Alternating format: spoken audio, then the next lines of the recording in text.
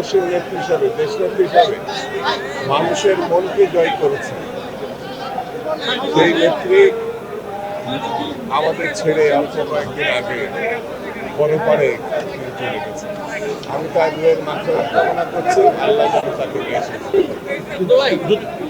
তার পথ অনুসরণ করা গণতন্ত্রকে অনুসরণ করা, তার পথ অনুসরণ করা স্বাধীনতাকে এবং সার্বভৌমত্বকে অনুসরণ করা, তাকে রক্ষা করা আমাদের যেমন দায়িত্ব, দেশকে রক্ষা করারও আমাদের দায়িত্ব।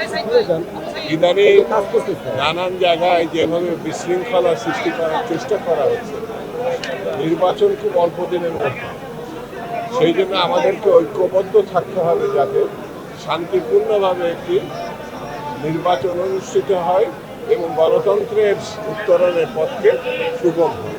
আমরা গতকাল সবেমাত্র বসেছি।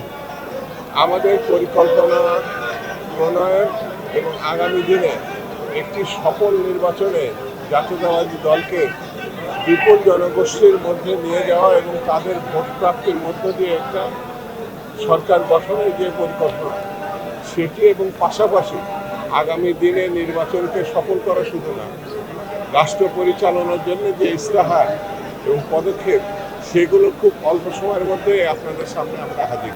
এখন আমি কোনো বাধা দেখছি না, এই কারণে দেশনেত্রী 17-18 বছর ধরে যে লড়াই করেছেন এই দেশের মানুষকে নিয়ে, সেই লড়াইটা মুখ্যত ছিল একটি ভালো নির্বাচনের গণতন্ত্র উত্তরণের জন্য। সেই লড়াই মানুষকে ঐক্যবদ্ধ করেছিলেন। তার উপরে সীমাহীন নির্যাতন করা হয়েছে, চিকিৎসা দেওয়া হয়নি, যে কারণে আমরা মনে করি এই মৃত্যু আওয়ামী লীগেরও দায় আছে, তারা তার মৃত্যু করে।